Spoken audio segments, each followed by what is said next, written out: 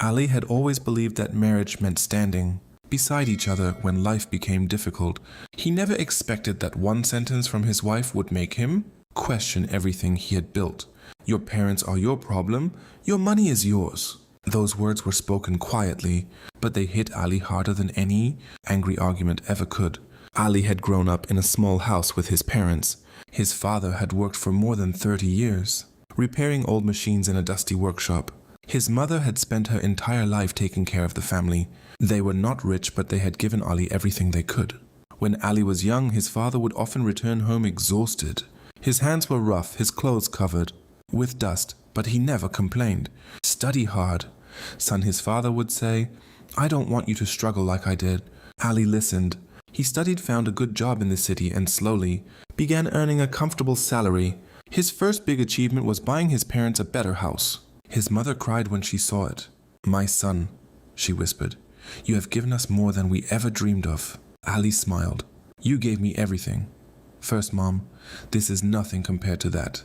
A few years later, Ali married Sarah. At first, their marriage was beautiful. Sarah was kind, loving, and supportive. Ali believed he had found the person who would walk beside him for the rest of his life. But slowly things began to change. Sarah started complaining about the money Ali sent to his parents every month. "Why do you keep giving them so much?" she asked one evening. "They are my parents," Ali replied. "They need help sometimes. They have a house, your father still works. Why should we keep paying their expenses?" Ali looked at her carefully. "Because they spent their whole lives taking care of me. Now it's my turn." Sarah said nothing, but Ali could see the anger in her eyes. Months passed.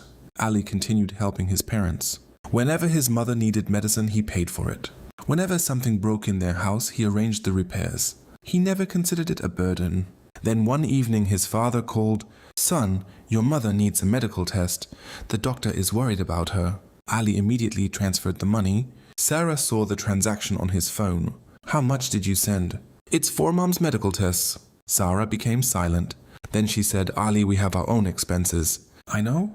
"And you have been sending money to them every month." "I know." Sarah looked directly into his eyes. "Your parents are your problem. Your money is yours." Ali felt as if the room had suddenly become cold. He stared at her. "What did you say?" "I said your parents are your responsibility. I don't want their problems becoming our problems." "Our problems," Ali repeated. "Yes." Ali stood up slowly. "They are not strangers, Sarah. They are the people who raised me." Sarah crossed her arms. "And I am your wife, don't I matter?" "You matter more than you know," Ali said. "But loving you doesn't mean forgetting the people who gave me everything." The argument ended that night, but the distance between them became larger. A few weeks later, Ali's father lost his job after the workshop closed. Now his parents depended almost completely on Ali. Ali increased the amount he sent every month. Sarah became furious. "You are wasting our future," Ali tried to explain. "My father is 70. He cannot start over easily. And what about us? I will take care of us too." "You always say that." Ali had no answer. Then another problem came. Sarah wanted to buy a new car. Ali had been saving money for months, but his father's health had suddenly become worse. The doctor recommended expensive treatment. Ali used the savings for his father's treatment. When Sarah found out, she was devastated. "You promised we would buy the car." "I know." "You chose them over me." "No, Sarah, I chose to help my sick father." She shook her head. "You don't understand. Every time your family needs something, our plans disappear." Ali looked at her sadly. "And every time I help them, you make me feel guilty." Neither of them spoke. That night, Ali sat alone in the living room, looking at an old photograph of his parents. He remembered his childhood. He remembered his father selling his only expensive watch to pay Ali's school fees. He remembered his mother staying awake all night when Ali was sick. He remembered his father telling him, "One day when I am old, don't leave me alone." Ali closed his eyes. "I won't," he whispered. But he also knew his marriage was falling apart. A few days later, Sarah packed a suitcase. "I need some time away," she said. Ali didn't stop her. He only asked, "Do you still love me?" Sarah looked at him for a long moment.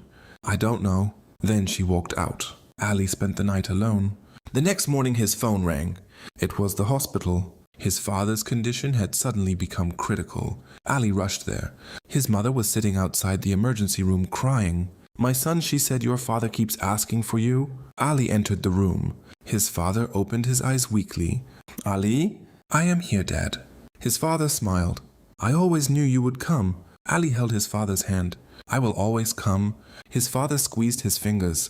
Son, never destroy your own life because of us. Ali's eyes filled with tears. I can't leave you. His father looked at him quietly.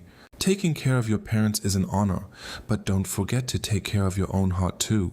Ali didn't understand what his father meant until later that night, because when he returned home he found a message from Sarah. It contained only one sentence. We need to talk about our marriage. Ali stared at the screen. He knew the conversation ahead would change his life forever. And for the first time he realized that sometimes the hardest choice is not choosing between two people. It is choosing between the kind of person you want to be and the life someone else wants you to live. The next morning Ali met Sarah at a quiet cafe. She looked tired. Ali sat across from her. Tell me what you want, he said. Sarah looked down at her hands. I want a husband who puts his wife first. Ali nodded. I understand, but you always put your parents first. Ali took a deep breath. No, Sarah, I don't put them above you. I simply refuse to abandon them. Sarah became emotional. And what about our dreams? We can still have our dreams. How every month your parents need money. Ali leaned forward. I can work harder. I can reduce my own expenses. I can save again. But I cannot watch my parents suffer when I have the ability to help them. Sarah was silent. Ali continued. You asked me to choose, but marriage should never be about forcing someone to abandon their family. Sarah looked away. Maybe we are just too different. Maybe, Ali replied. For several minutes neither spoke. Then Sarah asked, would you ever stop helping them for me? Ali answered honestly. No. Sarah nodded slowly. And if I leave? Ali's heart broke. I will be hurt. I will probably cry, but I still won't abandon my parents. Sarah stood up. I think I need to go. Ali watched her walk away. This time he didn't chase her. The following weeks were difficult. Ali's father recovered slowly. Ali worked longer hours and began taking additional projects. He moved into a smaller apartment and reduced his personal expenses. He never complained. His mother often told him, Son, you have already done enough. Ali always smiled. You raised me. There is no such thing as enough. Meanwhile, Sarah returned to her parents' home. At first she believed Ali would eventually come after her, but he didn't. One evening, Sarah's mother asked, why hasn't Ali called me? Sarah looked down. Because he knows what he wants. Her mother was surprised. And what does he want? Sarah answered quietly. His family and his dignity. Those words stayed with her. Days became weeks. One afternoon, Sarah received a phone call from the hospital.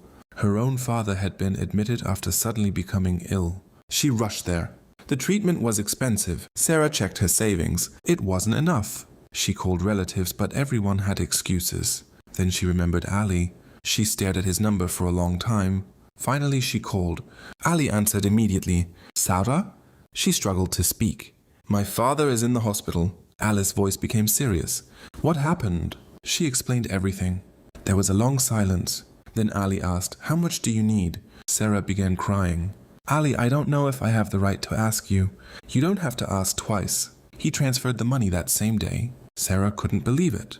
After everything she had said about his parents, after everything that had happened between them, Ali had still helped her father. She called him. Why did you do this? Ali answered simply. Because he is your father. Sarah cried harder. But I told you your parents were your problem. I remember. And I said your money was yours. I remember that too. Then why help me? Ali paused. Because I don't want to become the person you once asked me to become. Sarah couldn't speak. Ali continued softly. I don't want your pain to make me cruel. I don't want anger to turn me into someone who refuses to help another human being. That night, Sarah sat beside her father's hospital bed. She watched him sleeping. For the first time she understood Ali. She remembered all the times her own father had sacrificed for her. She remembered how he had worked late so she could study. She remembered how he had stood outside her school during heavy heat just to make sure she came home safely. And suddenly Ali's parents no longer seemed like strangers. They were simply two old people who had once been young parents themselves. A week later, Sarah visited Ali's parents. Ali's mother opened the door. When she saw Sarah, she was surprised. Sarah? Sarah's eyes filled with tears. Auntie, I am sorry. Ali's mother hugged her. You don't need to apologize. But Sarah cried.